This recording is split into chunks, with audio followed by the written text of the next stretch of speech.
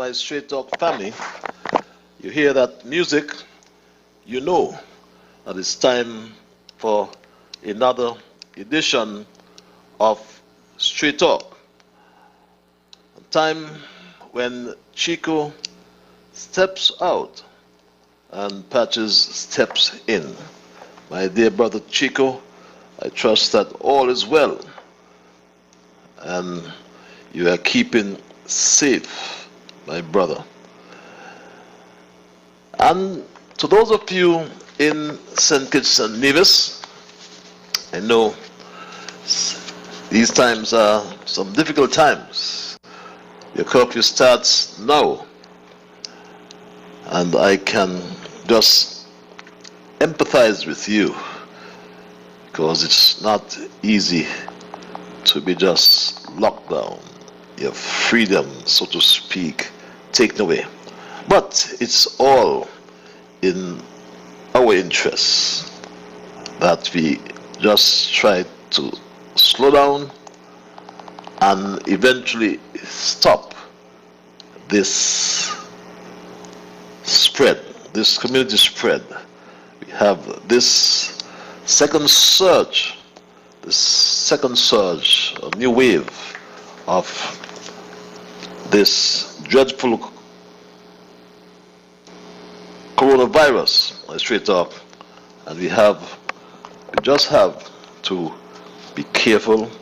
We just have to try to stay safe and just follow the instructions of those who are trying to keep us safe, those who have kept us safe for over a year now. So why are we trying to waver, so to speak? My Straight Talk family, I must first of all say a very pleasant night to you all, those in St. Kitts and those throughout the entire Caribbean region. To my Straight Talk family in the Kittitian and Nevisian diaspora, I say greetings to all who are logged on to ZIZ online. Wherever you are around the world, you're on the World Wide Web, and I know that some of you are in Africa, there are some of you in Asia, there are some of you in Europe, and I know there are a whole lot of you all over North America. So I'm at liberty to say good night. I can say good morning, and in some cases I can also say good afternoon, because one of such greetings is applicable to the region in which you now find yourselves. And most of us are suffering the same faith, restricted movements, all for our good, as I say. In St. Kitts and Nevis, we are locked down from 8 p.m. to 5 a.m. Here in New York, the mayor is looking to open the city fully, and when you get around New York, life seems to be coming back to normal. And why? Because a certain percentage of the population have received their vaccine. They are protected, at least, from death, serious illness from this, caused by this coronavirus induced pandemic. Straight Talk, for those of you who are joining me the first time, I must tell you that Straight Talk is a public service program that facilitates and promotes free expression on all issues of national interest, be they legal, be they environmental, be they technological, social, economic, and or political issues. Straight Talk is a forum on which you can express yourselves freely. Let's, in the process, continue to keep St. Kitts and Nevis as one of the freest countries in the entire world. On this program, we try to raise the level of national consciousness. We try to raise the level of national discourse by alerting our people to their rights, to their responsibilities, and certainly to their obligations. My name is Ian Patches Liburd, and I give Almighty God thanks for blessing me with yet another opportunity to join you in conversation on yet another occasion. And if you're a first timer, Straight Talk comes to you every Monday and Thursday night from 8 until 10 p.m. So tell your neighbor, tell your friend, tell the world that this program is with you twice per week. That's my part-time job. It's my public service that I do on behalf of my country and behalf of my constituency as well, I can assure you. So don't mind what you hear, because you have to really weigh out, sift out most of the things you hear from day to day. I want to first of all to say happy birthday greetings to Kelly, my big sister, friend, and everything, Kelly Felix. Is celebrating today. I understand she's 21 again. So Kelly, welcome to the club. Have a drink for me and one for Alex. Okay? You promise that? A drink for me and one for Alex. I want to also hail the executive, my executive back home, who are still doing human service, my Straight Talk family. They are still doing human service. No matter what you hear, you've been hearing lots of things, but in time to come, we will discuss all that you're hearing fully. How is Karen Gale Sadler? How is Al Wally Taylor? How is Bernard Nimbus Jr.? Rita Mack, fan. Hope things are good with you. Keisha Nolan, how are you? And Razo, what about Chantel? Chantel Luckerson, how are you doing? Well, as I know, is doing well. Orville Chumney and Chumney, even Chumney. Or is it easier for me to say all the Chumneys? How is my dear brother and Papa, Sonny Nolan, hit 90 years some weeks ago? Sonny, just here, all right. Dr. Brown, hope you're doing well. Nurse Dowell, everybody knows Nurse Dowell. Sparrow and his army, Delcia, Yoli, Marsha, JJ, KJ, all, and the entire Jones clan. How is Bractus, Mr. Brian?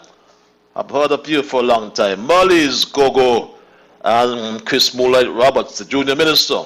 Jasmine and Boy Blue. Alex Hippie Phoenix. Spanky Brooks, how are you doing, my brother? Canterbury, Erickson Rambo Williams and the boys on Pickens Street. John the Archibald, have a berries for me, I beg you. Susie Liburd, Sasha Mali, I almost forgot Dumpling and Jamdong and Jackie in St. Croix and Marsha, the biggest PLP in Sandy Point. Sandra Roberts, this is my roll call tonight. You're on that list.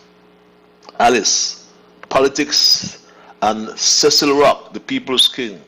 Check out Alice et al. And count your votes. Do you think I get back my deposit? How is Bungo, my dear brother Bungo? Did I call Jasmine and Boy Blue? I hope. You know what I'm going to do before I get into trouble. Either I spend all night calling my supporters in East Bastia and run the risk of missing or just say missing some. I just say all the warriors from East Bastia, good night to you. I'm thinking about you. I'm looking forward to seeing you soon. For all wondering what's happening when I'm coming, here's what. I gotta go to the medical prison for 9 days, then I'll see you after. You send me some food while I'm in prison? Yes, while I'm in quarantine, you had to send me something to eat and drink. Jasmine, please don't send no pork without hail. You know, at the United Nations, you know, many of you, rather, I should say, have been calling me about the latest political news in St. Kitts. Very interesting news, which I am still trying to digest. So for those who are inquiring, believe me, God has been good to me. I am well, and I'm pretty occupied with the matters here at the world's largest parliament. Matter of fact, just on Tuesday, I had the privilege of meeting officially Abdullah Shahid, rather His Excellency Abdullah Shahid, who is the Minister of Foreign Affairs of the Republic of the Maldives and was elected President of the 76th session of the United Nations in a landslide victory, 148 to 143. I loved his message. Believe it or not, we even discussed his message before his victory. And something told me he was going to win. And he won handsomely. And I'm happy that, I know this man, and our chemistry is so good. And I offered my service, in offering his service, I said, to this august body, the United Nations. He comes at a time when the world is filled with so many complexity, uncertainty, and unpredictability. But I am of the view, strong of the view, that someone of his stature and experience will bring many benefits, down to substantial benefits for this multilateral organization. And Minister Shahid is coming at a time when the world is reeling from the coronavirus-induced pandemic. And that has brought into focus the severe fragilities. It's a fragile world. And the inequalities. There's quite a lot of inequities within and among nations. And I thus believe, strongly believe, that he will bring a whole of society, whole of government, and a whole of the world approach driven by compassion and solidarity. I believe it would be a presidency that gives us hope. And we in St. Kitts and Nevis have already secured a commitment from the Republic of the Maldives for closer cooperation between St. Kitts and Nevis, and the process has already started. Trust me. They have an ocean island just like us. It's amazing how countries around the world we have so many commonalities, so many similarities, but we look forward for great things coming from this relationship. Believe it or not, today, June the 10th, is a day of insurrection. Yes, it's a day of insurrection. 54 years ago, in 1967, my Straight Talk family. A matter of fact, on February the 27th, 1967, the Labour government officially moved the islands of St. Kitts, Nevis, and Anguilla to the political status of statehood in association with Britain. Many of us will remember that, and we need to refresh our minds on our history. And for the younger ones in our audience, I try to make them aware of where we came from. Anguilla was administratively dependent on the island of St. Kitts since 1825. And they back then, in a 1958 petition, vociferously, loudly requested the dissolution of this arrangement. They wanted no more of this arrangement. Since 1825, this was a reaction to constitutional changes which had taken place when the Federation, or rather in 1958, I should say, when that petition was a reaction to the constitutional changes which had taken place earlier when the Federation of the West Indies was formed. The petition, like previous ones in 1825 and 1873, were, however, ignored. Ignored as well was the warning that accompanied the petition, to wit, a people cannot live without hope for long, without social eruption. They will eventually erupt socially.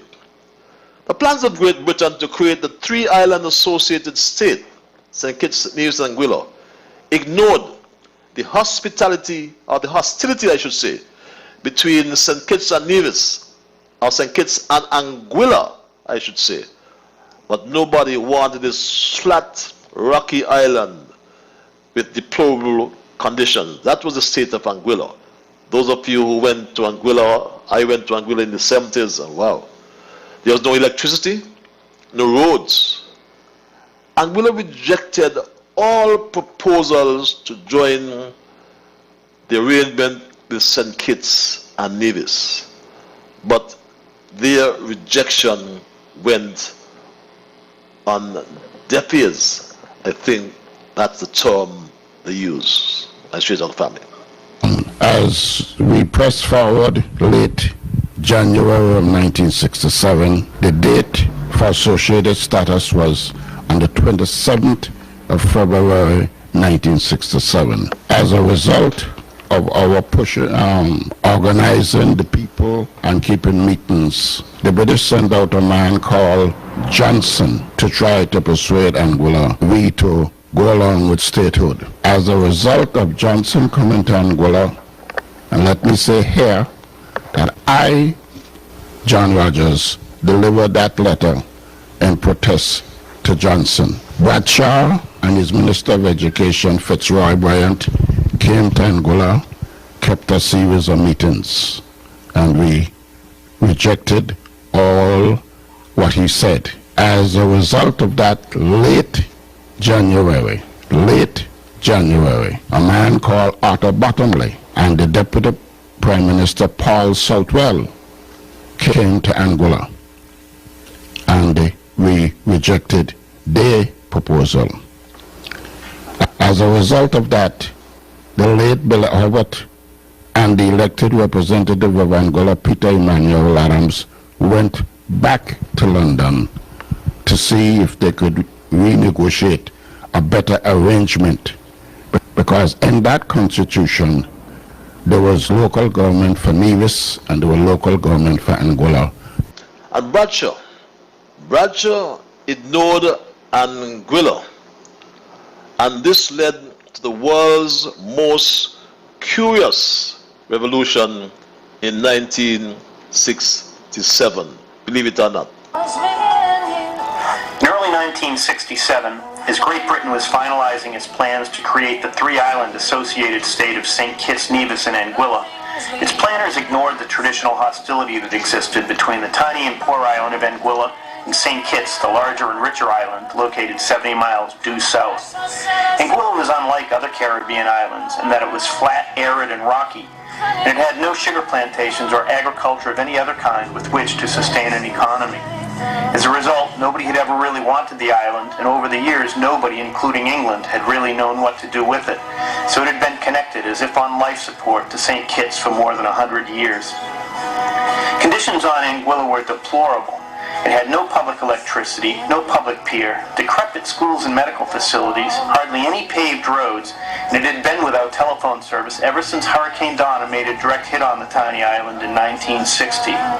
In fact, in a New York Review of Books article titled Anguilla, the Shipwrecked 6000, Sir Vivian I. Paul said that Anguilla was like a mistake, a tiny colony set adrift. It was, he said, part of the jetsam of an empire.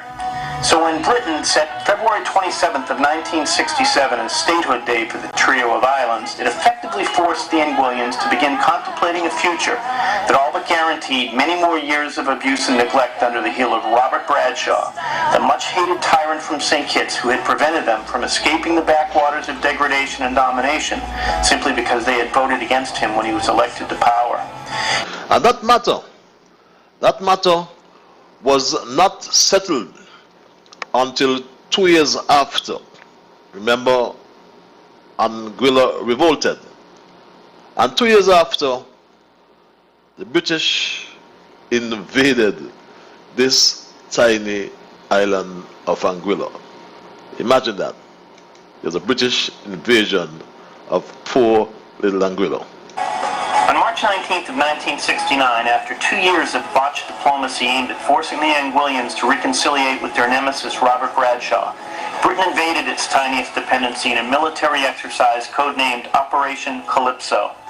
The British line was successful in subduing the mouse that roared without spilling any blood, but the invasion backfired on Britain and ended as a global embarrassment for England and its Queen. To save face, the British quickly replaced its invasion force with Royal Engineers who stayed on to build the roads, schools, medical facilities and infrastructure, including a pier, an electric power station, and a new telephone system that would finally bring Anguilla into the modern world. Yes, they were so embarrassed that they started to build infrastructure in Anguilla. But today, there's so many uncovered things about that revolution. But tonight, all we're going to do is to say that we are proud of the people in Anguilla who have developed along the way. The people of Anguilla have developed along the way. And today, we still salute them for their courage. They fought that battle 50 years ago against what was called back then a repressive government. But today, we are both, Anguilla and St. Kitts, and also Nevis. We are fighting a common battle, a similar battle. Yes, like the world over, we are fighting a war against the COVID-19 pandemic. We heard of what happened in Anguilla when they too had their community spread. And now, we in St. Kitts are fighting that battle.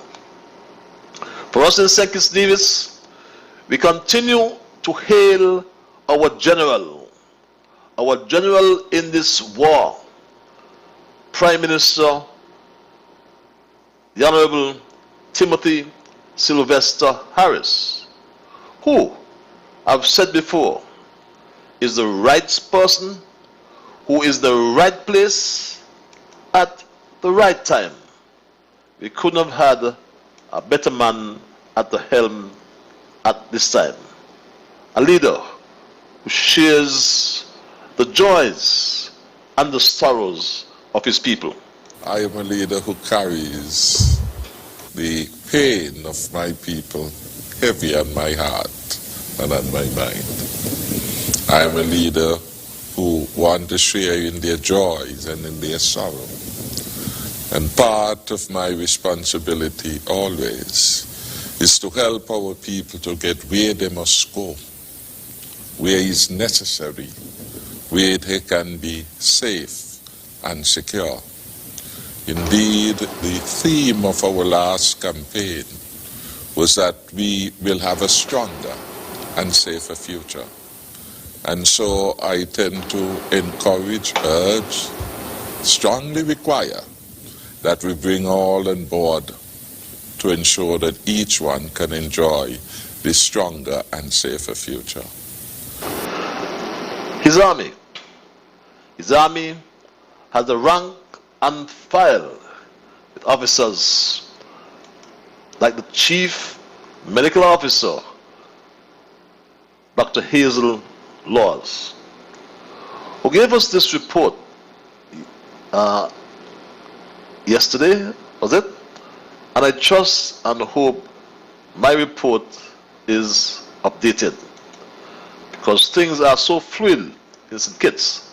I've heard nothing official from this report, so I take for granted that this is the current disposition in our fight, our battle against the COVID-19 pandemic.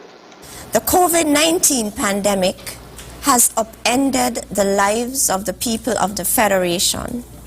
We are experiencing an outbreak of COVID-19, and we are trying our best to contain the second wave of COVID-19 cases. This is a war, and we need all hands on deck. This second wave started on May 19, 2021. Last evening, we recorded 19 additional cases of COVID-19. And today, we received positive results for an additional 6 cases. These 25 cases bring the total of COVID-19 confirmed cases to 119, 119, with 105 cases for St. Kitts and 14 cases for Nevis. There are no COVID-19 related deaths. I repeat, there are no COVID-19 related deaths. There are no COVID-19 related deaths. And we thank God for that, my Stray Dog family. Along with the army of nurses and medical staff, we do have a chief, or rather a medical chief of staff, who, my Stray Dog family, he not only has to focus on the health of the nation, but he has to focus on the misinformation of some very irresponsible people as well, my Stray Dog family. And this, I find, is sad, my Stray Dog family, when we have to fight another pandemic called misinformation, when people can even provide and circulate fake news about death in St. Kitts. That, to me, is saddening, my Stray Dog family. This morning, as I do most mornings, I called the specialists working on the private ward to find out how the patients were doing, and I found that all 4 were stable and doing fine. I updated the CMO, and I was shocked and surprised when I saw circulating on social media this news that one of the patients died, with a picture.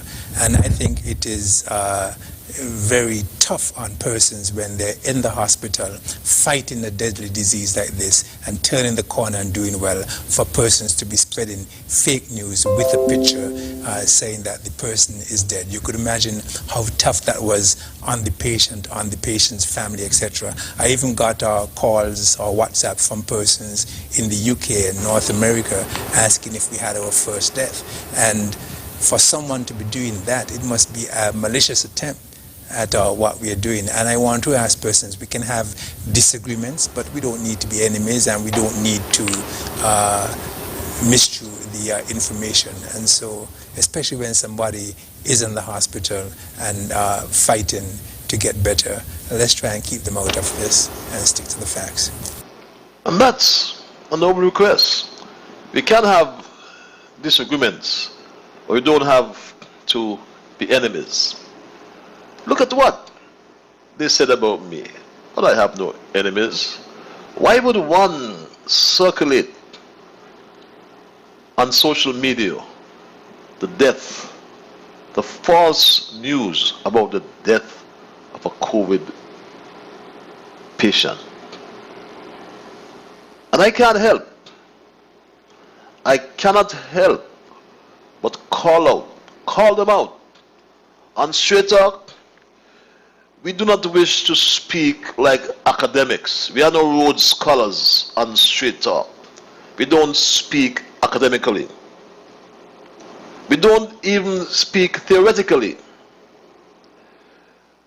On Straight Talk, we speak factually.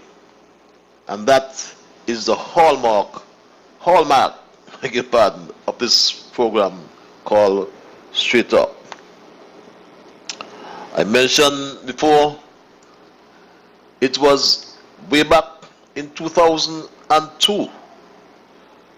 In 2002, as Straight Talk family, while addressing journalists on security issues, former U.S. Defense Secretary Donald Rumsfeld put it just right.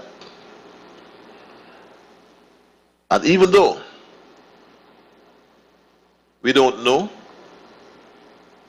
there were many things we don't know, he said, and also some things that we don't know, we don't know. But it brings into question the ethical journalism that some of these panic factories are promoting. And my Straight Talk family, I called out the media before, because I believe that the world of journalism is full of good intentions. But the idea of news media as a cornerstone of democracy, and some like to talk about good governance, but as a cornerstone of democracy, good governance, and ethical values, that is fast appearing. It is fast appearing. And if you doubt me, look for the Ethical Journalism Network and its latest report. The report under the caption Untold Stories, How Corruption and Conflicts of Interest Stalk the Newsrooms.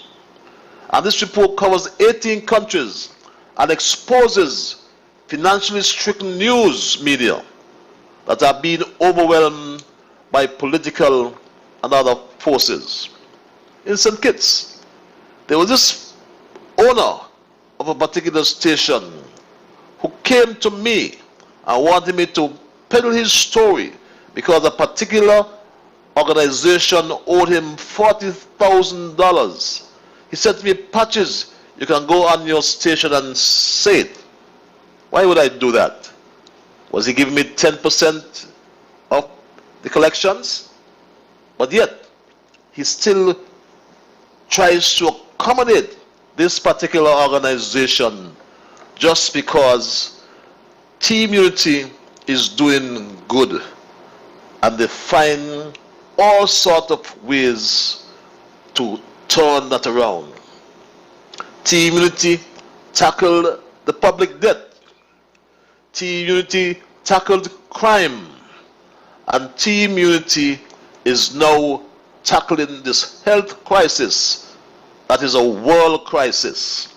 And we are all going to come out of this, because I believe, like I said, the leadership in the health fraternity, the chief medical officer, Dr. His Laws, and her right hand, it seems like, the medical chief of staff. Oh, what a team, what a combination when you see them together. Highly educated. And the teachers, they bring it down to the ordinary man. You can understand every word they're saying. They have come at the right time. They are in the right place. They are the right persons to lead the team, the cohort of nurses, and all other technicians, be there in the lab, be in the X-ray rooms, wherever there are, my Straight Talk family. And my Straight Talk family, I want to, while I remember, before I forget, I want to hail culture. Hail my sisters Joan and Marge. I've not heard from them today. But forgive me for just moving off track like that. I'm afraid I'll forget. I haven't heard from Joan, or rather I heard from Joan, I said, or rather I got a message from Joan today to let me know that culture is doing well. And I want to let her know that I miss his voice and contribution to Straight Talk. Culture was always a staple on this program, and culture was always assertive. He was never afraid to talk his mind. But what I like about him, culture, he not just talked his mind, he talked the truth, even though at times it may sound harsh. He never exposed Straight Talk to libel or anything. But Straight Talk, like I said, or culture, like I said, he always talked the truth. He was straightforward, like this. He got a man that'll be on the radio, Dr. Patrick Population, criticizing our CMO and the government. He should be ashamed of himself to go criticize the hospital. He was the CMO up there for a lot of years. He ain't do nothing to the inferno. That day make a lot of people in Buckley get sick. Look at the mortuary up there. The mortuary was out of commission for years while he was a CMO. And that was out of commission without repair because a big politician, Labour supporter, he has a funeral home. The longer the hospital morgue stay out of commission, he will be getting the work. So when the population doctor go up on radio, go criticize our CMO and the government, and finding all kind of fault, let he talk about his history and his legacy what he had up there. And this is what I liked about culture. Culture, get well, my brother. And I hope my other sister Marge Percival is well. But culture, we here on Straight Talk miss your voice, and we trust we will hear you soon. You know, as a consequence of these rumors and allegations and unverifiable information which abound in the politics in St. Kitts, surprisingly often, you know, these similarities or these rumors share similarities to conspiracy theories and portray opposing groups as evil. In the age of social media, the spread of political rumors is fast, impactful, hence crucial to understand. And sometimes you have to listen to them. Because I heard my grandmother used to say, what is life to the butcher is death to the pig. And some of these who, like I said, promote hesitancy, they are the ones who are vaccinated. And they know what can happen to those who are unvaccinated. Because they come out, they say it publicly. Persons who are vaccinated will have antibodies and cells on board to attack the virus if they get infected. Persons who are not vaccinated will be more exposed. It's all of us will not get sick, and all of us will not die. Yeah, we'll all die. But from COVID. Thank you for that. But we have to be concerned about a small percentage of the population who will be exposed, not exposed, who will be at risk for critical illness, meaning ICU. And once you're in the ICU with COVID, you have a 50% chance of not coming out. That's what they want. They want people to delay being vaccinated and even spread the issue about a new or choice nonsense. And I was happy. I was happy when the embassy of Cuba, through diplomatic note to the government of St. Kitts and Nevis, and I heard that note read by the Prime Minister, and I couldn't find the sound bites, but I have the text. I wrote from his contribution the text, and the text reads, my Straight Dog family, for those who are waiting on this vaccine. As I said before, I trust and hope my people do not wait in vain. Because the diplomatic note reads, and I quote, the Embassy of Cuba in the Federation of St. Christopher and Nevis presents its compliments to the Honorable Ministry of Foreign Affairs and Aviation and has the honor to advise the following. In response to Note 035/2021 regarding the request of information about the development of the Cuban COVID-19 vaccines by the Honorable Prime Minister Timothy Harris. Cuba has developed 5 COVID-19 vaccine candidates, mark you, candidates, still awaiting approval as follows. Mambisa, Abdallah, Soberano 1 and Soberano 2 and Soberano Plus. This is interesting, my Straight Dog family. The Embassy of Cuba avails itself to renew its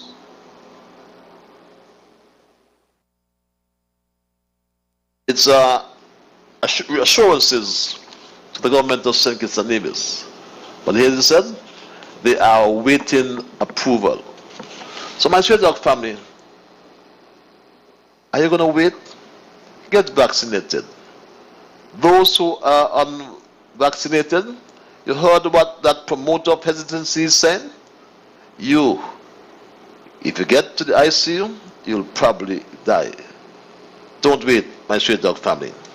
We are waiting on a vaccine that has not developed. It's like having your house on fire and a fire truck showed up and you said, no, you're going to wait for the one that's coming from Sandy Point or the... My Straight Dog family, those who are promoting that you wait, who are promoting hesitancy, are irresponsible, especially those who are medical doctors. What will you do, my Straight Dog family? Because some will be malicious, some will be political, but it's a question as we speak of life or death. What do you choose, my Straight Dog family? I'll go to the lines and entertain your calls and entertain your emails, because we have a straightforward choice. Life on one hand or death on the other hand. If you get vaccinated, there's 100% chance you will not die. My Straight Dog family, the choice is yours.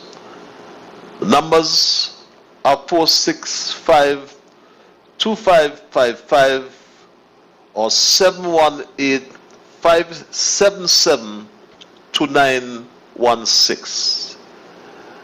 The email address, for those who like the cloak of anonymity, is ZIZSTRAIGHTTALK Straight Talk, ZIZ Straight Talk at gmail.com. I pray and hope that my telephones are functioning properly tonight. But before I open the lines, I implore you to respect others. And for you to achieve that, you must first respect yourselves. Let us try to be fair to all concerned. Let us try to build goodwill and better friendships. Let us try to ensure that the things we say and or do will be beneficial to all concerned, and ensure in the process that in saying and doing those things, let us strive to build a kinder, gentler St. Kitts and Nevis. With that said, I go to the lines and say, caller, you are live. Good night. Mr. Strater, good evening. How are you? Oh, I am peaceful. What about yourself? You sound very peaceful. Mr. Strater, I got a question to ask you. I was hearing in the news there this week that, I think it's yesterday, that the head of the PAM, something, I can't remember what it said, but it says they are looking for someone else, that you have said that you finished with PAM, that you're going to do what you have to do. They're going to get on your candidate. You could answer me back when you finish. But Mr. Strater, one thing I start doing, see, I was listening to what I said yesterday, and with Tony Nyers, and this guy come on, I think it's Carl Brown, and he there call all the rights and all the rights.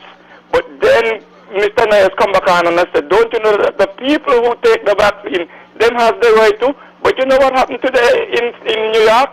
Saks Fifth Avenue said, look, everybody who take the vaccine and everybody who don't, you guys have to commit today and give me your answer today. No longer than 12:30 today. So you see where we're going? So tell Carl Brown and whoever that when they come on the radio, me turn off my radio, because me no want hear people come on top there. You mean all this thing happening in St. Kitts and them still talk about the one information? Mr. Strater, that's enough for me tonight. I'll see you when I see you. Keep sweet. Give me your answer back when you I get off the phone. Thank you. Have fun. See you when I see you, Mr. Strater. I'll see you when I see you. Have fun as well, my Strater family. Before I take the call, I think I want to respond to that question, because I've been receiving a lot of calls, a lot of WhatsApp messages, lots of emails about a public announcement which came to hand this morning. And I want to say in particular to my constituents, my fellow constituents of East Basseterre, that I held no discussion. I didn't even have the pretense of a conversation with anyone about my exiting the political arena. I still maintain a functional constituency office, and I have constituted a full team upon whom I continue to rely, even from this distance. So I remain committed to the people of St. Christopher #1. That's what I'll say tonight, and I'm for certain, you know me and I know you, so you'll hear from me. Obviously, I'll have to respond to the public notice in the best, I believe, which is the best thing to do for my constituency, and my country. But stay tuned. I will respond to that public announcement which I saw this morning. Caller, you're live. Yes, man. Thanks for holding. Good night. Good night, I want to ask a question. If the coronavirus you have a radio on? invented, you have a radio on? You have your radio on. Just turn it off, please. Okay, let me go in. I want the world to hear you. Yeah. I was asking now, if coronavirus was invented, it come naturally. Because you know why I say so, because you had Ebola, the AIDS virus, you see where I come from before. So, me see a lot of false information. Not false information, me see a lot of information out here saying now that it's merely to cause chaos. You see where I come from.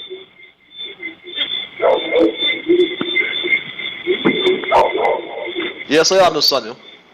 So, you still got to be skeptics and hesitant. You know what I mean? Because it's still, you get warning, you know, because you got to watch life in a negative way, in a positive way. So, you just can't rush into things yourself. You got to analyze. So, you can't with certain people now when they be hesitant towards the vaccine. not try to discourage no one, but you see information out there. So sometimes you gotta watch things before you get to into things because you tell them now the vaccine causes blood clot. Even the Bible say no. Only the sick need a physician, Sometimes a man now go take the vaccine now, picking one in a way. You know what I mean? When you not right, And again, me want to ask a question too. If the public not supposed to educate the people about when the vaccine contains, that's what me ask.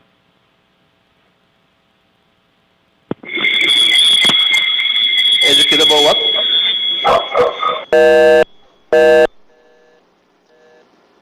Okay, we seem to have lost a caller asking if the vaccine was invented. Well, you've heard the discussion of late, I'm sure, in terms of establishing the origin of this virus. You've heard the discussion relating to a lab in Wuhan. You've heard discussion about the emails of the top doctor, Dr. Fauci, and we'll just wait and see how far that investigation goes in terms of the origin of this particular virus. In terms of the analysis, I believe I support you. That anyone and everyone ought to analyze the facts before you do or take anything. But it has reached to a particular stage. It's better to be protected, even being protected 62% or 80%, and in some cases 100% sure or certain that you won't die. But that is the fact, and we have to understand, because you see what's happening in our own country now in terms of this community spread.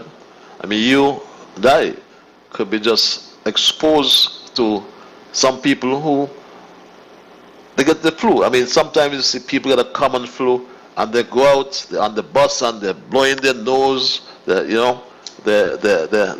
spitting here and spitting there, and we just have to be careful. And one way to be protected is to use the tool we have available to us, and that is the vaccine. The issue of blood clot, we've heard the discussion, and all vaccines have side effects. I mean, some people, they're okay. Others, they have different reactions. But the fact is that the AstraZeneca is being used in over 148 countries in the world. And that is a fact that cannot be disputed. Then if 148 countries in the world are administering this vaccine, how can it be that bad? That's a question we must ask ourselves. It's now 3 minutes before the 9 o'clock hour. The lines are open, I Straight Dog family. The numbers, again, for those first-timers, are 465-2555. That number has it's one number, but there are 3 lines. So be patient when you call. And we're having some difficulties, but let's hope that they go well tonight. Let's go back to the lines. Caller, you are live. Greetings in the name of our great African ancestors, especially the most honorable Marcus Messiah Garvey and Queen and Zinga. Blessed evening, my beloved African brother. How are you, the family? Oh, we are wonderful, my dear brother. You and yours? Good, man. Good. The clan is good, man. The clan is good, beloved. Beloved, they're just tuning in, so I don't know if it's a specific topic or what. Well, we broached 3 topics, but the main thing we can't overlook, of course, is the pandemic and what's happening in St. Kitts.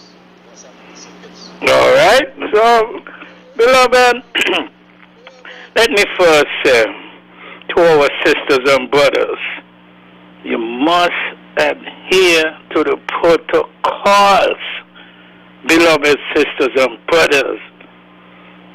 You got to continue wearing your mask, sanitize, wash your hands as frequent, as possible. And you must boost your immune system. There's different ways.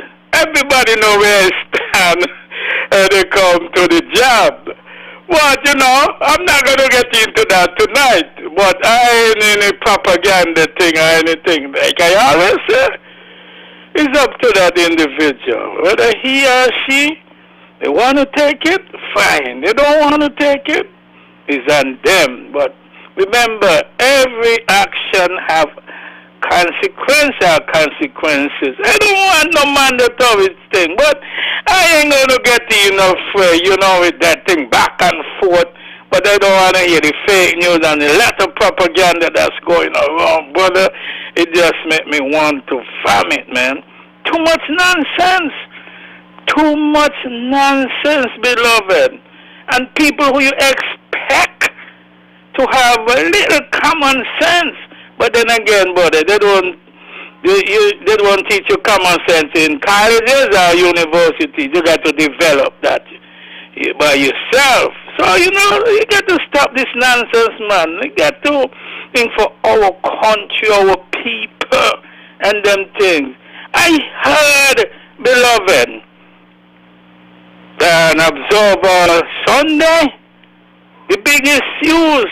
But let me ask you, I saw the doctor say an observer, and I quote him, he said like this, the healthcare system in St. Kitts Nevis is underfunded. When I hear that foolishness, but I know, I don't expect nothing better from him because of what happened when he was a medical doctor at the JNF Pants Hospital.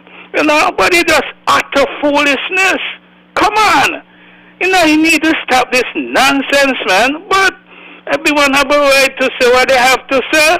I'm not attacking no one personally, but anytime they come with any nonsense, I'm going to respond. Depends on what it is, beloved. So, beloved, I call on our people again, man. Let us do the right thing. So dollars start flowing and everything. And Mr. Prime Minister, you got to gas up that thing for agriculture, man. Let the young people them get involved. Got the blue economy, technology. We have some great minds in St. Kitts Nevis, young minds. Very great. Let's get into that, man. Our people need dollars start flowing again. Not just from one thing, tourism. I ain't got nothing against tourism. But we must always get to feed ourselves first and foremost. Food security, beloved. Beloved, and I said a mouthful. And, I continue to listen. You keep up the great works. Pan-Africanism, my beloved brother. You have a blessed weekend. You and the entire Federation. One love, beloved brother. One love, my brother. Never out of words. Let's go straight back to the line. Caller, your line. Patches. Sir. Good night. Good night, sir. Man, I know you're talking about the pandemic and so, right? But last week, I must say Monday, you were talking about the water system in a St. Kitts. And you talk about the desalination plant down there, so you know what I mean, right? Yes, sir, I'm listening. Man, I had to go and take a look for myself, Patches. And I can't believe what I see. You mean to say that you're down there not gag and we got problem with water? You saw it yourself? Huh? You saw it yourself? Yeah, I went down there and see it. You want me to take a picture and send you? It down there between a lot of I have a grass. picture myself. Yes. Patrick, It's I been there can't believe that. since 2007. I can't believe that when I see it for Joe. And It's that they just down there, sitting there, nothing the government could have bought that there. Well, we tried, as a minister, I tried to get it operational, and I did not get the support. But Patrick, by You know? if anybody go try to rehabilitate that there, then I work out that they done a rotten down and a seize up and all them thing there. Well, it's gone, it's there for about almost to 13 see years good now, money, so I won't doubt people it. put that in our money by that there. The citizen investment. Of course. And it down there just touches that they really hurt me boy when I see it for Joe. But what going on down there about Ramada patches, you ain't get back to me on that. About where? Down by Ramada, because a lot of things down there knocked back too. And our money, again, our passport money. You don't got to give me a number, let me take pictures of these. Man, it's just deplorable, man. All kind of places in a St. Kitts where we passport money defend. Just lock down. Look, any place over by Potato Bay. You know what I mean, right?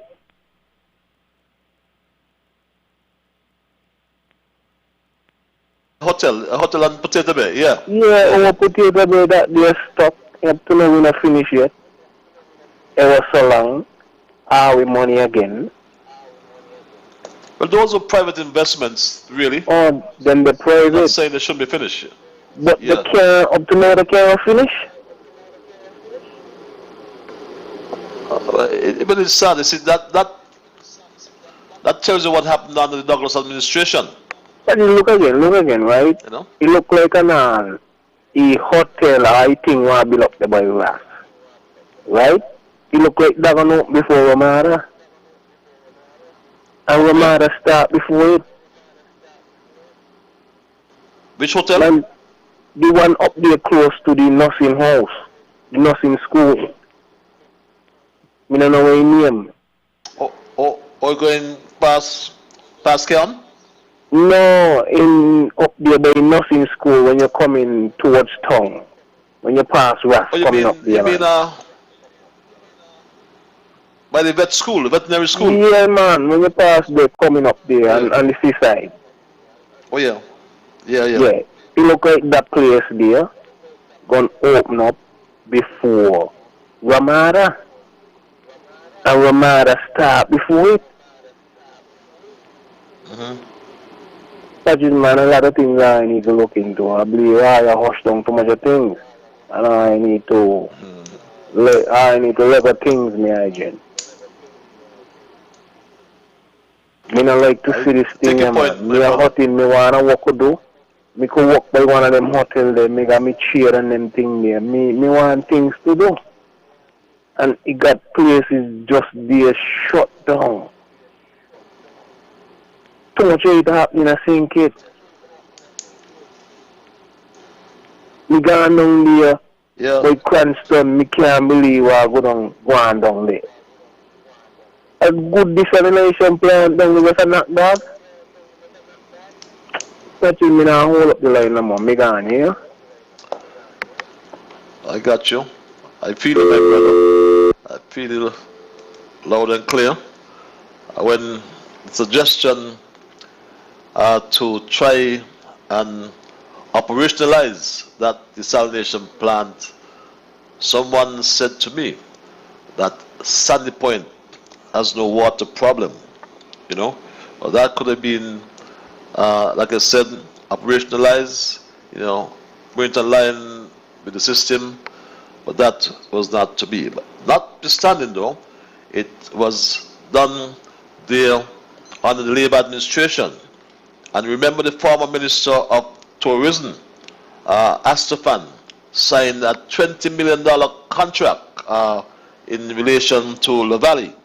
And how on earth did the minister sign a contract, never mind a minister who was responsible for Frigate Bay, but signed a $20 million contract to develop the La Valley Greens, which was part of that project. But let's go back to the lines, my Straight Dog family.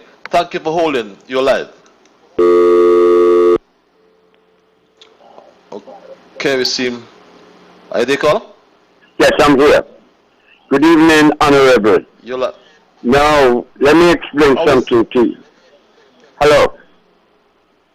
Yeah, go ahead. People say go ahead. Yeah, I heard you with a piece here. I had this thing. Jimmy came by me and asked me to tell the former Prime Minister to pay him his money. So I called in on his show. I think I talk about it on your show too. And I asked him if he get the money from Dougie. He said, no, but we can talk in tools. But he never come back to talk to me in tools. You understand me? So, you was right in what you said there before. Yeah. Now, let me, and the agreement... Did you see my judgment? I mean, I was right. I always talk the truth. Well, okay, yeah. But I think you missed out on the one just now. You said 20 million, which is $30 million with the product for robbers down at your valley here. That was 30 million. Yeah, when he said he not accusing nobody that he kept the money, but he can't say where the money went. They're accusing him for having the money, but he can't remember where the money went. Yeah. So, but otherwise than that, the country is taking little by little and working out in our favor, and everybody is getting conscious-minded about what's going on in the world today.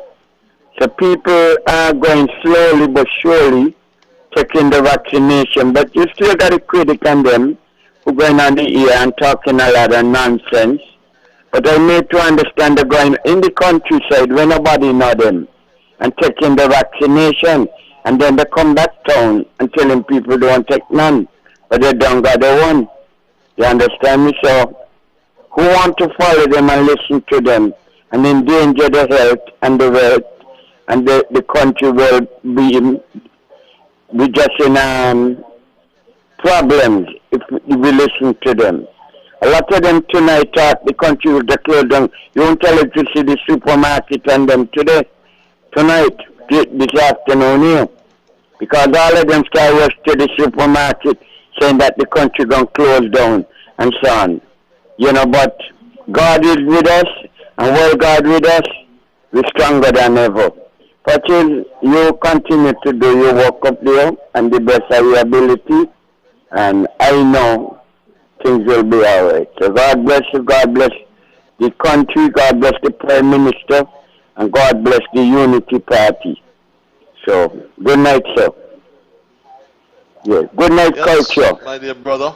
Yeah, and culture is stronger than ever, you know. He got a little piece the other day. He got new ornaments and new parts now. So he's kicking now. He's stronger than ever, but I just want him to use his voice a little more and then come back. Okay. Okay, Patrick, take care. Okay, my brother, right? I wanted to clarify that issue you raised, but I'll do so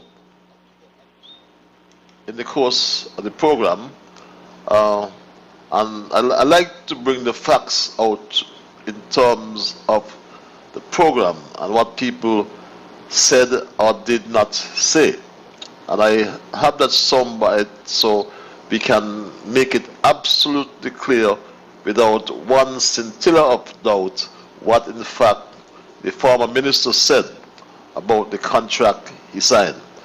But my Dog family, it's 13 past the 9 o'clock hour. I almost forgot my emails. Let me see what my emails are saying, you know. But if you're just joining us, we are looking at, we advance a few issues, but the focus, no doubt, is on the issue of our fight or war against COVID. And we, my Dog family, have to play our part. And that was requested by the Medical Chief of Staff, Cameron Wilkinson.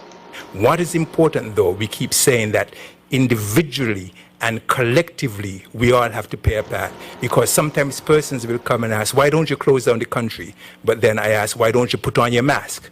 Why don't you hand sanitize? Why don't you go and vaccinate, knowing that the vaccination is what has proven scientifically to get us out of this situation, and that the vaccines are safe and effective. And so the solution and the gate towards opening is in all of our hands. We can singularly do what is necessary. And yes, and we have to decide as well whether we want to win the war or not, or lose the battle. There are times when we are going to have to, as it were, use the carrot policy, and there are times when we are going to have to use perhaps some other approach. I believe where we are at a good place. We are at the best place of all countries and independent states within the OECS and within the Caribbean region. And so we continue to urge, we continue to say, yes, we accept that you have a choice. But the lived reality of St. Kitts and Nevis, of the world, is that it cannot be a selfish choice. You must do the right thing, I must do the right thing, all of us must do the right thing in this war. Truth be told, there is no way that we can be neutral. We either want to win the war or we want to sabotage the victory. And I am satisfied that the majority of persons understand what is at stake. When young children would have to undergo quarantine, a new experience to themselves, because some adults did not do the right thing, we know that we have to do much better. And yes, my Dog family, we have to determine whether we want to win the war. There's some people who want to sabotage. As I said some time ago, even at the UN level, the UN Secretary General spoke about that other war of misinformation. I'm announcing a new United Nations Communications Response Initiative to flood the internet with facts and science while countering the growing scourge of misinformation, a poison that is putting even more lives at risk. With common cause for common sense and facts, we can defeat COVID-19 and build a healthier, more equitable, just and resilient. And my Dog family, as I said, the king of, I almost said king of the rock. King Rockefeller, I should say. I almost said king of the 29 fellas rock. I'm so sorry. But this is what the former minister said. So I don't want to be inaccurate. Exactly what he said is this. Apparently, he wants me to explain to the nation why I, as a minister, signed an agreement. Well, it seems as though he wants me to explain why I signed. I'm told that he said he's not accusing anybody of bubble, but that he was just asking, where's the money? That's what I'm told, right? And I don't remember. But let me say what I have to say. I'm not saying it didn't happen. can't ever say it didn't happen.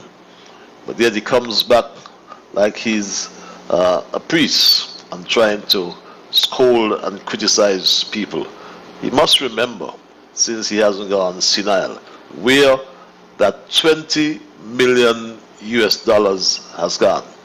And my Stray Dog family, fighting the war against misinformation is also a task that we have to out it. When we see it, we must expose it. We must expose it, my Stray Dog family. Because when you have people spreading fake news like this, it is unacceptable. Morning, as I do most mornings, I call the specialists working on the private ward to find out how the patients were doing, and I found that all 4 were stable and doing fine. I updated the CMO, and I was shocked and surprised when I saw circulating on social media this news that one of the patients died with a picture. And I think it is very tough on persons when they're in the hospital fighting a deadly disease like this and turning the corner and doing well, for persons to be spreading fake news with a picture saying that the person is dead. You could imagine how tough that was on the patient's family, etc. I even got calls or WhatsApp from persons in the UK and North America asking if we had our first death. And for someone to be doing that, it must be a malicious attempt at what we are doing. And I want to ask persons, we can have disagreements, but we don't need to be enemies, and we don't need to misstrew the information. And so, especially when somebody is in the hospital and fighting to get better, let's try and keep them out of this and stick to the facts. Yes, we must stick to the facts. I'm very happy for the kind of gentleman Prime Minister we have in the person of Dr. Harris. Reads this email. Yes, hello. He let the armchair critics and naysayers them talk things that are erroneous to their embarrassment in the end. Don't take them on, Prime Minister. I like the way you expose them in respect of the vaccine on leadership matters. They know and get their word. Thank you, Prime Minister. There are a bunch of liars and deceivers on that particular radio station. Reads that email, my Stray Dog family. Ambassador Liburd reads this email. Good evening. God bless you, Mr. Liburd. Get over it. You are no longer in the PAM establishment. They already replaced you with the lawyer girl. But if Simmons, Sean, Powell, and Grant think we in constituency number 1 are idiots, they have a next thing coming. Patches, you know us, and we know you. We'll never give up. We will never write in your name. We'll never write in your name. What's that saying here? On the ballot and vote for you. We will write your name on the ballot and vote for you. So let them play with us, warriors from the east. Your former ministry has become so corrupt with those no-bid contracts. St. Kitts have become no-bid capital of the Caribbean. Continue bringing home the bacon for our nation, and we will never forget you. We will die for you, because you will die for us, and with us, keep on keeping on. Reads that email. You know me, and I know you, my Stray Dog family. You know, my Stray Dog family, if you are just joining us, it's 9:23. And yes, hello. We, as a people, are susceptible to political rumors. How do they affect political trust? They do.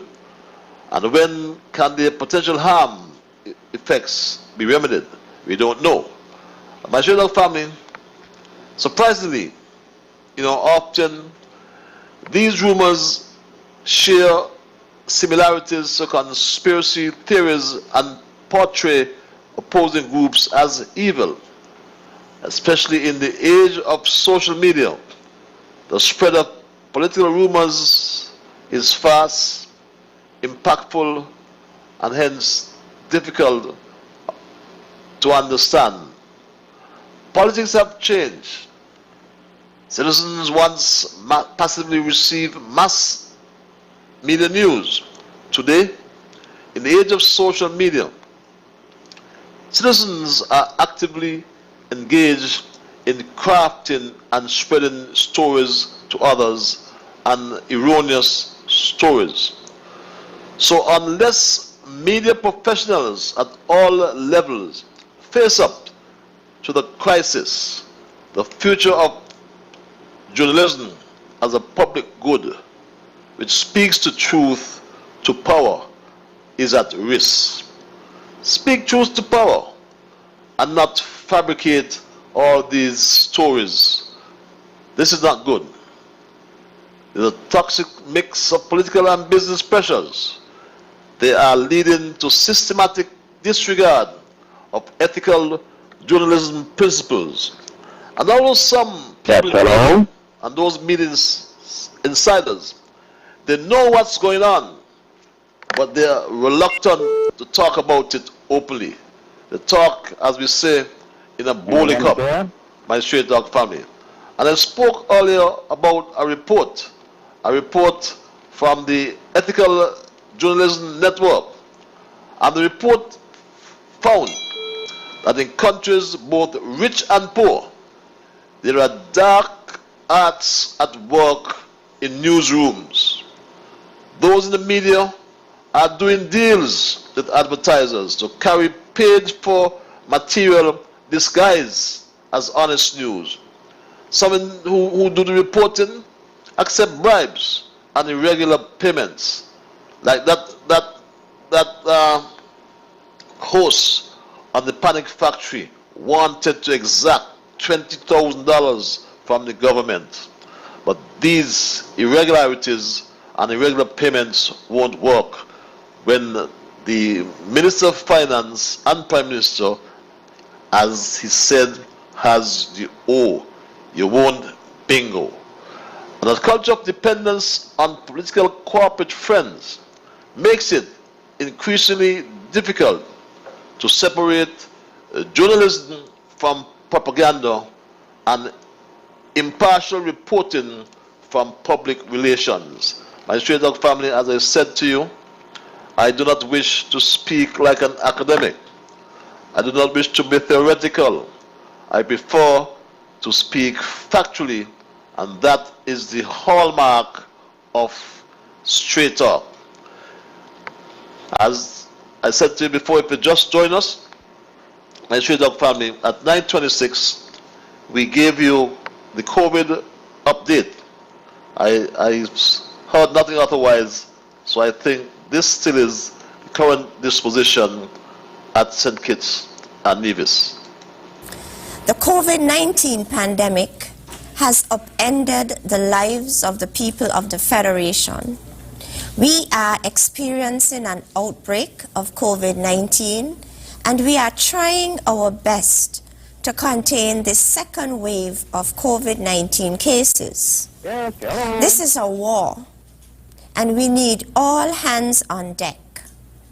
This second wave started on May 19, 2021. Last evening, we recorded 19 additional cases of COVID-19. And today, we received positive results for an additional 6 cases. These 25 cases bring the total of COVID-19 confirmed cases to 119, 119, with 105 cases for St. Kitts and 14 cases for Nevis. There are no COVID-19 related deaths. I repeat, there are no COVID-19 related deaths. No COVID related deaths, my straight dog family. And that's good. Let us come together. Let us fight together. And my dear brother Sharez, Yes, Sharias, Raza, I forgot to hail you as an integral part of my team. That was not deliberate. Thank you. Thank you, my dear sister Gail. You know, this particular message reads, I must wonder why this same message comes up each time. I've read this message before. I'm going to read it again. And we don't need to send this message each time, Mr. Emmanuel. But I read it here again for the last time because I've read this message so many times. I respect your wanting to participate, but it's not necessary to send a message each program and ever so often. But I read this for the last time because I read it many times. Patches, as you know, a mega airport terminal, a mega highway, and a mega cruise and container port are the main thing to boost St. Kitts' economy. Question is there any plan for a mega airport terminal with jetways and a mega parking lot like in other countries? The present airport terminal is too small. The parking is also too small, and the airport needs to landscape to get a nice flat car parking lot, beg your pardon. Thank you, Patches. I think I read that several times. And that reminds me that caller earlier asked or referred to not only the desalination plant, but the other hotels which seem to be concrete jungles. And that, as I said, epitomizes what happened under the former administration in relation to the CBI program, where some people just made a lot of money and did not complete their development, like down at Ramado. There's the one in Potato Bay as well. I forgot the name of that particular hotel, but it started at full speed and was never completed. This hotel that's coming up from the Ross University, I'm happy to hear that it's going full speed, so we won't have that. But what has happened, which is what Team Unity had ensured to put something in place, put some checks and balances in place, is that in terms of the build out of these CBI projects, they were putting in what we call a schedule of works. So unless you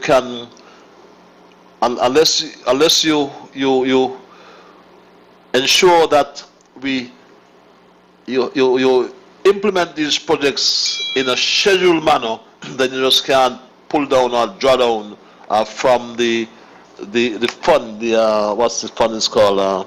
The escrow fund. The escrow fund.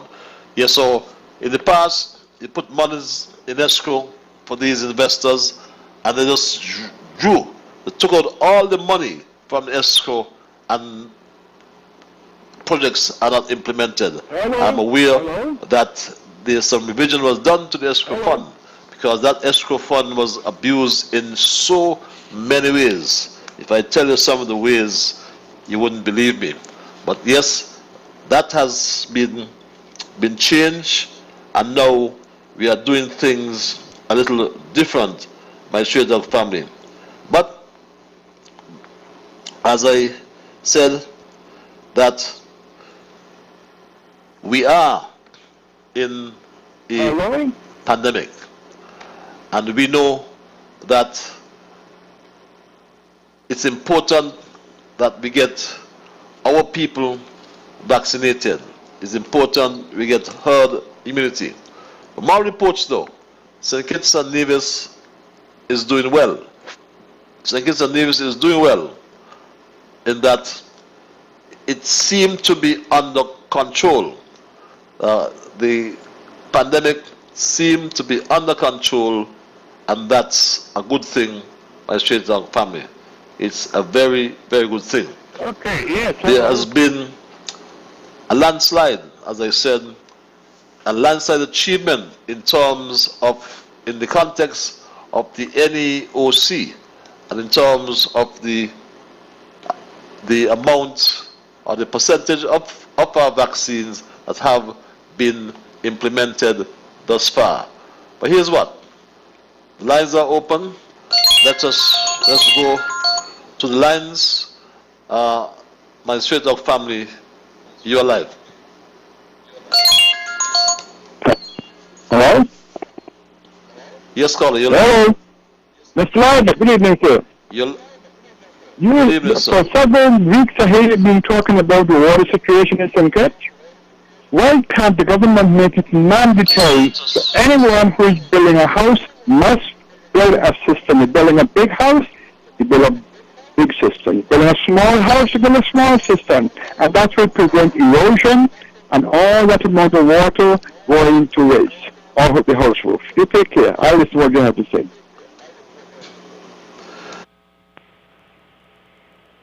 Well, I take your point. You build systems, and that's the way we should go. But one of the other things you have to take into account as well, in terms of the cause of the water problems, it is coming from what we call the climate variabilities, in that our rainfall is reducing annually. I listened to some figures, and comparative figures in terms of the amount of rainfall we've had for the first 5 months of the year in comparison to last year, for example. It's down. But I know as well, in 2015, when we got into office, there was a 50% rainfall deficit. I say all of that to say that yes, we can build systems, and it's something I would support that it is mandated. But the fact is, we are getting less rainfall, and the prognosis is not good in terms of the years to come. As the days get hotter and hotter, we get less rainfall. So what's the solution? I strongly support desalination. The Earth's surface is covered, 2/3 of the Earth's surface is covered with water. We are an island. We have water all around our coast. So what we do? Go desalination. There's reverse osmosis. There are different ways to get that salt water into potable water. Some people say it's expensive, but things have changed.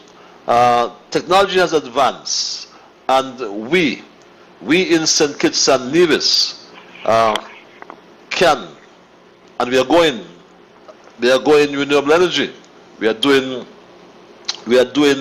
what we call a solar energy plant, a 35 megawatt solar plant to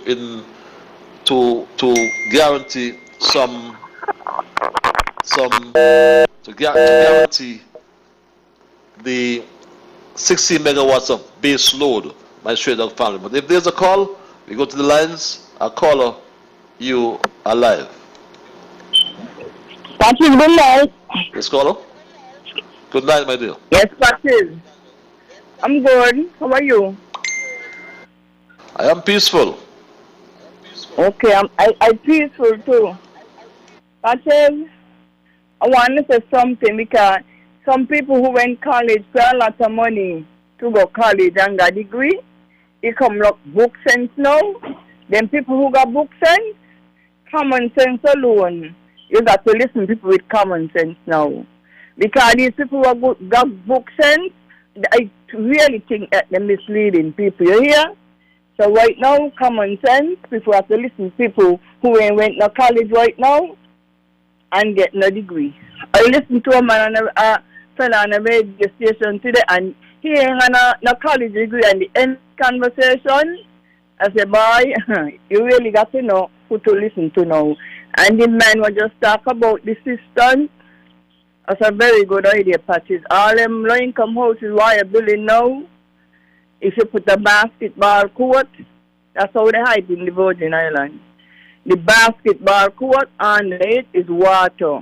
And all the spouting connect up to the apartment, them, the building, they connect up to the cistern. So when the rain come, all the water go in the cistern, and then they got a big pump. So if water scarce or anything, they could use the water from their cistern. I think that's a very good idea because I think it's a lot of water to be wasting. Plenty water. But when you build the cistern, now you just left a little opening because something they get full, so the water could run back out. So all them houses wide I build, I try that, man. All of them court and so over in Newton, the basketball court and so, all under that is water. That's why you got to store water now because, you know, saying it's getting more people now, and some people very, very wasteful with the water. And that's why I got to say tonight, and patches again. Patches, good night. Patches again. Good You night. know me, I know you. Good night. Good night, my dear. Good night. It's 20 past the 9 o'clock hour. We go back to the line, caller. Hi, good evening. Good evening, sir. There are a number of Guyanese who live in this country, and I think they can attest to what I'm saying. That over there you have to give at least 1 year of national service to your country in the interest, welfare, and future of Guyana. But I find here in St. Kitts and Nevis, when the government is asking us to take a vaccination, with the same matter of the interest, welfare, and the future of St. Kitts and Nevis involved, our people are very reluctant, and sadly because they're getting a lot of negative information. On the Anguilla issue you mentioned earlier on, there's something that I always find rather interesting. St. Kitts and Nevis and Anguilla was one legal jurisdiction. The ringleaders in Anguilla, one in Webster and in Harrigan, were never charged. But in the same legal jurisdiction, they charged all the members of FAM for inciting an insurrection. And I've always found that rather, very interesting. Also, there are two friends in this country who have given some documents that I brought back from Anguilla on the 40th anniversary of Anguilla Day. When a chap called E.W. Webster wrote that in 1960, let me repeat, 1960, he sat in a pub in England discussing with 3 other Anguillans and the Mount Strachan overthrowing Robert Bratcher. That was 4 or 5 years before PAM ever got into existence. And that's something which I've always remembered. And there are 2 persons in this country who have given that document, and maybe one of these days they can speak about it. Thank you very much. One of these days? Well, we're hoping that, they'll probably bring it to the public for one of these days, They're old, are they old or young? They're relatively young, But Okay. E.W. Webster wrote that in 1960, he sat in a pub in England with, I think, 3 Anguillans and the Mount Strachan, and their topic of discussion was the overthrow of Robert Bratcher. And that was long before PAM was ever formed. And on the Anguilla issue, I'm very intimate with the Anguilla issue because I lived in Anguilla as a small boy. And the chap who was mentioned at the top of the program, Peter Adams, that's my uncle, so I'm very intimate with the Anguilla situation. Thank you very much. Okay. Thank you very much. Very interesting perspective. Yes, we didn't really expand on the Anguilla story, which is today is, I call it Insurrection Day, 10th of June. But at some time we'll discuss that. Caller, you live. Hello, good night. Mr. Politics, good night, sir. Yeah, good night. Oh my God. So long I tried to get in Patches. He come at the phone line, he's giving a real trouble tonight. Anyway, Patches, night. Yeah. I want to thank God for this little federation of St. Kitts Nevis. I want to thank God for this unity government that the people elect in 2015. I believe that this government is trying to endeavor best to do what they got to do for the ordinary man and woman in the Federation. I know some people upset with me saying this all the time, but I got to do this, Patches. Patches, I want to thank God for the leader we have present, Dr. Timothy Harris. Because in this COVID time, I do not know if any other leader was there, or the farmer leader was there. I do not know what the people of this federation will do. Some of us will not exist out of this world. And we got to thank God. Patches, for me to say this, 2012, I got a lot of complaints from people for the severance pay. People were getting laughed, can't get the severance pay. And this, what do you call it again? This money was in this fund, SIDF. And this money was circling all around doing all kind of thing. And people getting laughed in different hotels, restaurants, whatever, they was getting laughed, construction workers getting laughed, maybe work a certain amount of years, and they could not get the money because no money was in the fund. But thank God for a leader like Dr. Harris with the economical brains. And now, from 2012 till now, people were struggling to get the severance pay. And Dr. Harris come pump some money in the severance pay fund because none was in there. And the other little problem to COVID. And under this COVID time, Patches, under this COVID time with so much workers getting laugh, Patches, this man, we use the economical brains. And right now, people who used to complain to me, Patches, just a couple weeks ago, a couple months ago, people are celebrating, politics are getting me money, I get me money.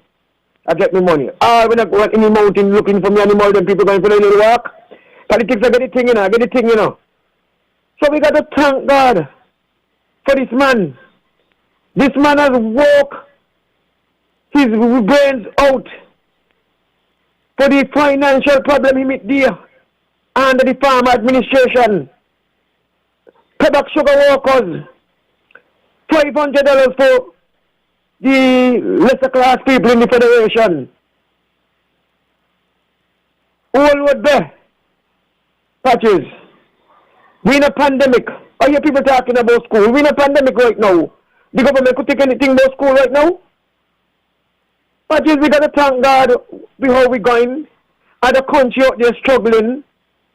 And I believe that the people of this country should pray more and try to do the right thing, because he ain't gonna be in a better right now. Family, friends, got to help one another. Some people up to now they're working still because of the pandemic, because up to now the tourism industry cannot open up. Patches, you have a wonderful night, and I want to tell the next lady, this is my prayer, because this is my country, and I got to defend my country by this unity government where we let here. Nobody perfect. They're doing a wonderful job. That is a wonderful night. God bless. God bless you as well, my dear brother.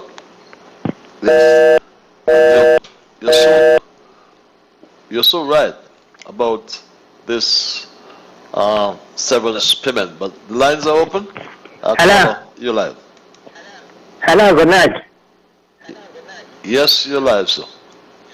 Yeah, Patches? That's the Bible man? Yeah, the Bible man. The Bible man ain't want no really hell out. The Bible man stand alone. The Bible man, you call everybody name. Please do not call me name. I stand alone. And I have your back, Patches. Call everybody name. Because I was one that said I don't want Patches call my name. So Patches, this is what I have to tell you. You see, when people forget like a fish out of water, when a fish out of water, you know what happens. And when you regret what was coming to you, now you say, my God, what I have done. But listen here, you're the godly man now. So God is going to look after you. And I always tell you so. Because in 5 long years, you devoted your whole salary for 5 years. And when the devil believe he got you, no, they must remember a God who the whole universe. Here you are. God set up and God bring down. Promotion neither come from the east, nor the west. Not the west. And I always said that, Patrick. So, you just put your trust in God and God is going to look after you. Every born again believer and everybody who really dedicate themselves to God, God is going to look after them. Brother, if he says send the rain and the unjust, and it just. No, a lot of people don't believe to themselves. The Bible tells you must subject yourself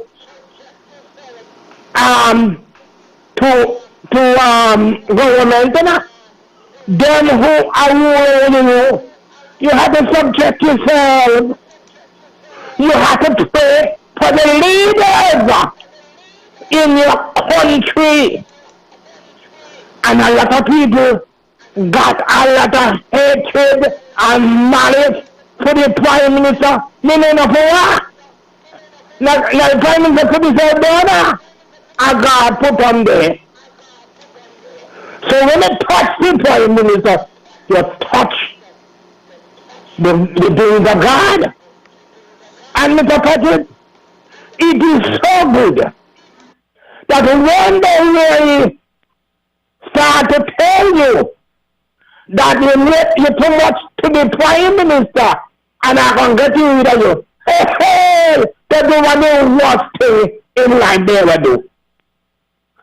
But listen here, the Bible says in Psalm chapter 1, part 1, blessed is the man that considereth the poor. In the time of trouble, Lord shall deliver you. That's it. God see you was in trouble, so he bring you out. God make a better way for you. And listen here. Listen to what God have to tell you. Don't do things off of your own way. Let God speak to you natural touches. Because if God have it for you be, so God will take care of you. Listen to what God can tell you. I'm telling you that listen, John James, the Bible man, love Patrick Liburd very, very much. I am not playing with other Patrick. And this is not Pepe. A lot of people will Pepe because they want, but me, they want nothing. Because the Bible tells me I was young.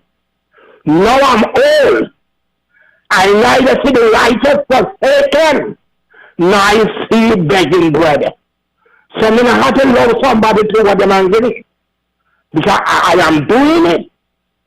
And I am calling on the station of straight heart to big you up. Stay strong, Patrick.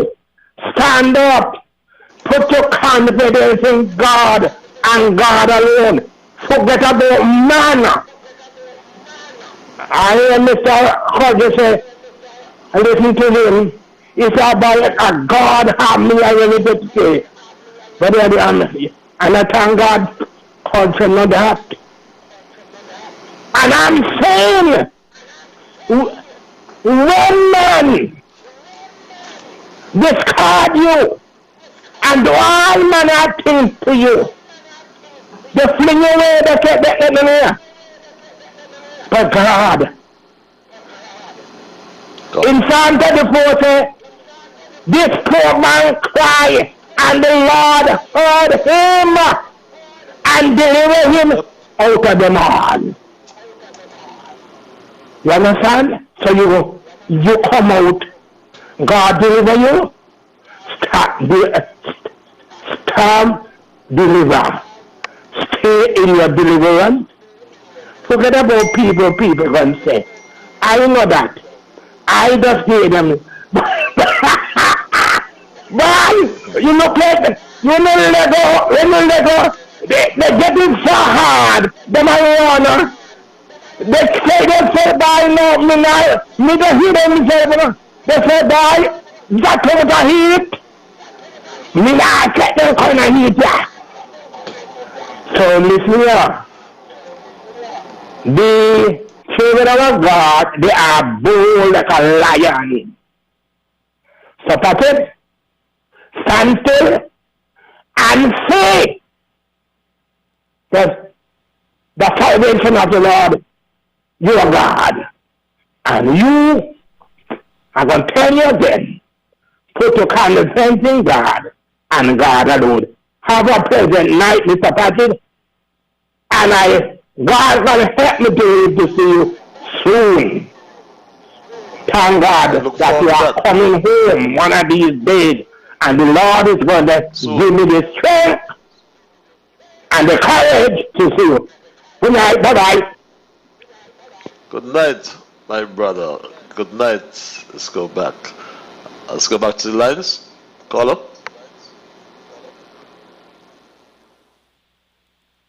Is there a caller?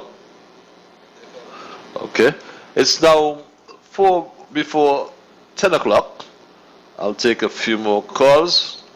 And someone mentioned the severance payment. I understand that almost 3,000 claimants have already received their monies, and those who have not are those who have some difficulties in terms of the claims itself by Strater family. Here's what the Prime Minister said about the severance payment. To rest with the federal government, and the federal government alone makes payments to those persons severed in Nevis and severed on the island of St. Kitts. To date, the government has paid out benefits to over 2,100 claims have been paid to date, and the federal government has had to fine $34.3 million to make these payments. $34.3 million. Over 22 million of that amount was paid to persons resident or working in entities on St. Kitts, and over 11 million to workers resident on the island of Nevis or working in entities on the island of Nevis. We have perhaps another 640.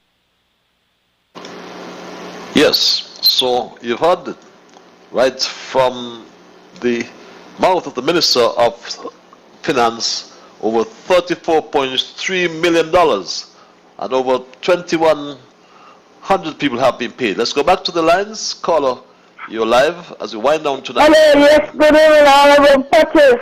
I have a complaint for you, because somebody tell me you was a bad man in Newtown, and another 2 men, but one dead and one is a minister. And nobody could hold it down when you got it been done. There was why the door garden. And prior to it, I'm looking at St. Kitts, right? The nurses, them are the nurse aid them in all blue. Where they going? The courthouse? And I'm looking at the men them in the long sleeve, orange and blue and white and another color. So where are we heading? We are heading to unity alone, no other color. And the cleaners them up there in all orange. Where are we heading? One party or two party vote, you know, is a lot of party vote. So I don't know. I'm looking at the building them blue and white. I don't know where we're heading. Anyway, I want to know. Could I ask you a question? Yes, Could I ask you a question? yes, I'm listening. Okay. You said I was a bad man. You love me still? Yes, I don't know my time in the Okay. Let me ask you another question. What do you want the nurses put on? Red? The nurses, remember, that's the color they had all the way, not red. They had the blue with white stripe. And then the blue. Look at them, you see it again. I couldn't recognize one friend. Coming accustomed to see in the blue. Thank you very much, my dear. I ain't saying, you know, because you look at one unity government vote, no other years, so they change up the color, they change up everything, the building, everything. And we're looking at this sickness, people going up and down, giving people causing all kind of problems. That is places got to shut down, and I want to know when these places shut down, right? I got to compensate the people, you know, and I can tell them Social Security money, because nobody can say over 2 weeks and ain't getting the money. I was Just tell them go and get vaccinated. What? Hello? Just tell them go and get the vaccine. I don't get the vaccine, but I mean people, no, they got it. All over, and they go, when this vaccine them home, they're going to mix up between other people and the people get it. And it's a hard time. Everybody works. And plus of it, I want to let the millionaire, the guard, the money and night time and they do sleep. So I want to know if that who got the lot of money. So I want 10,000 out to put, you know. So you see, have a good night. Save Tony home. See you. Thanks a lot, dear. All right. My labor friend. Thanks a lot. She said that the blue, whatever blue the nurses are wearing is too blue.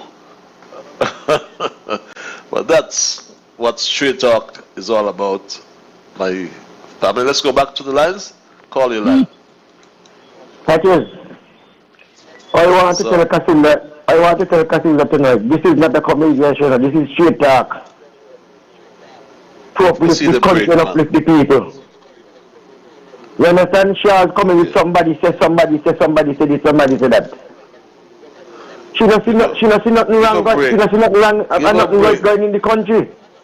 And you got a lot of them going on the radio patches. Every day they're tweeting all kind of negative, all kind of ignorance. And the panic station. Patches, that's why I said you don't listen to them, you know. Or you don't listen to the panic factory. Up today, I hear Liburd was talking on the program, saying that he was listening to General Powell talking about education and talking about the COVID and so on and everything. Sharkman calling.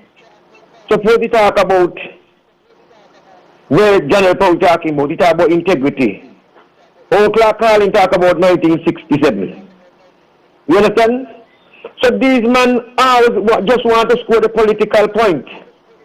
They have nothing good to say about the country, whether the government do good or do bad. They have nothing good to say. That's why you see that I do not go over there, I do not listen to them. I'll be got to be in a passenger bus, or by somebody who man got them on, I listen to them, I listen it. And if I listen to it, I move it. Because they have nothing good to say about what the government is doing. They see all kind of things happening, all kind of good things happening in spite of the COVID. And all kind of nonsense that's happening, trying to mislead people. They must stop it. Ignorance. Everybody see that the whole world got to almost locked down. He come next, we go so reach the stage. I lock him down too. I don't want it to reach there. I pray every night, every day that they could get this spread control. These are things we're supposed to come on and look about. Every minute coming and talking about they say this, they say that, they say this and they say that and tell and the other.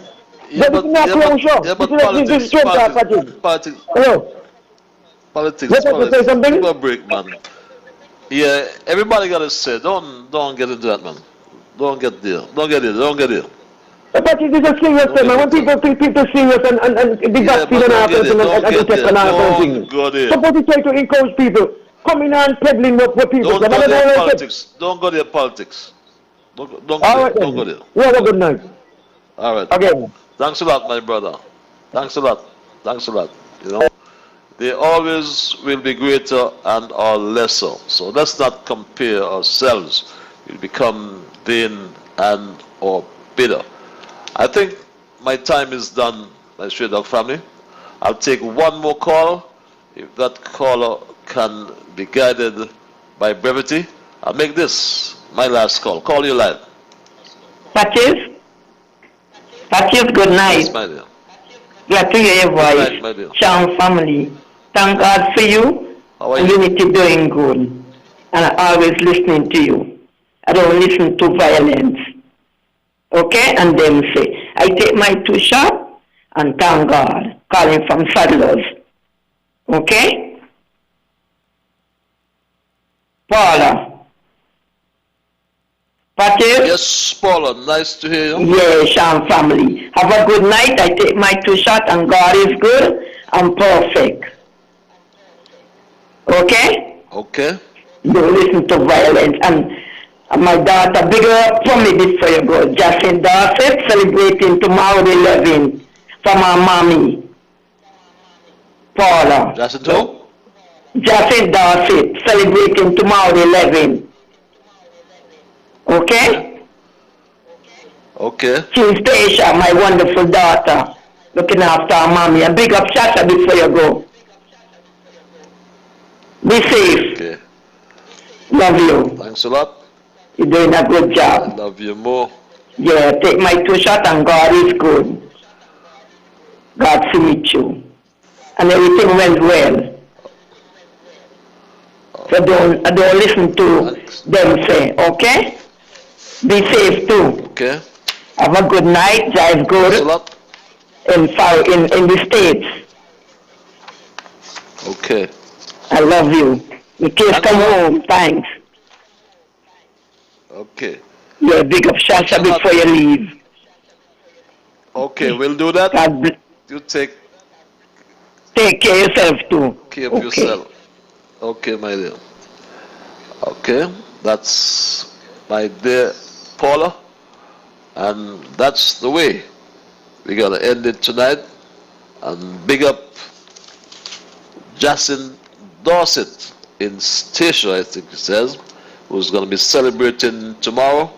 Have yourself a wonderful birthday when it comes.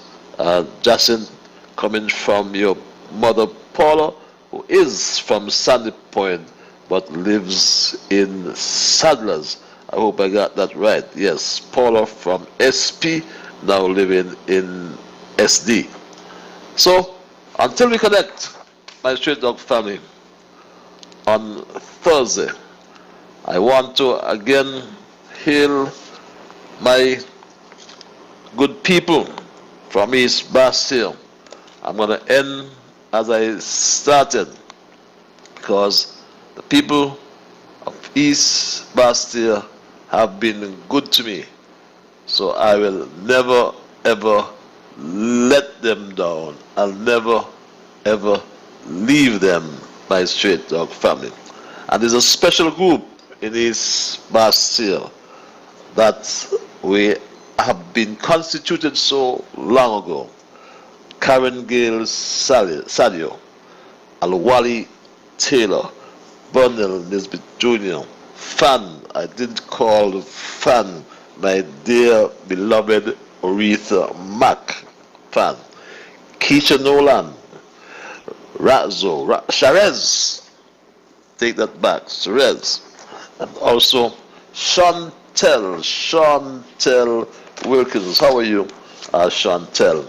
I must say, Kelly, it's your birth night. Trust you are enjoying yourselves. Hope you had a drink for me and one for Alex. Sonny Nolan, all the chummies, even Orville and all the chummies. What about the Joneses, that Joneses clan? Nurse Yvette on the project there. Molly's, go. Chris Moonlight, Jasmine, Boy Blue, Hippie, Spanky Brooks, Kante, Rambo, and the whole massive group of East Bastille. You'll be hearing from me. No matter what you hear, just relax a bit. But here's what. My time is done, and I've got to run. I'm going to ask you, I'm going to beg you, get yourselves protected, my Straight Dog family. Get vaccinated. I have been, and it's such a good feeling when you know you are protected. You're waiting on a particular vaccine, it's not going to be here. That Cuban vaccine is not going to be here anytime now, my Straight Dog family. What is available is the AstraZeneca. And the best vaccine is the one that is available. So my Straight Dog family, until we connect on Monday for another edition of Straight Talk, have yourselves a wonderful weekend. I want to thank Almighty God for guiding our conversation tonight. And as always, I want to thank you, the many callers. Yes, we've been having some difficulties, my telephones, but I'm sure we'll get over that in due course. For those who send emails, those on social media, Facebook, YouTube, remember we are on those two platforms. We will expand it shortly. But don't forget, those on the big, bad national radio station, ZIZ. I want to thank our technical people, Theophilus Clark in the studio. We want to thank him. We want to thank John James and Bevan Wilkinson behind the scenes. Without these men, there would be no Straight Talk. So I say a big, big thank you. And to all of you, the callers, the listeners, the silent ones who just listen to each program, and those on social media, those on the email, those who call, all of you are the ones who make Straight Talk, and for that reason, I say a big, big thank you. Until we connect on Monday for another edition of Straight Talk, be good to yourselves and all whom you meet. Don't you move your dial. Theo Clark is in the house. So remember, whatever your mind conceive, that you will achieve. But first of all, you just got to believe. So when you wake in the morning, thank God for the morning light. Thank Him for taking you through the night. And my Straight Dog family, keep moving on. St. Paul's, good night. Keep moving on.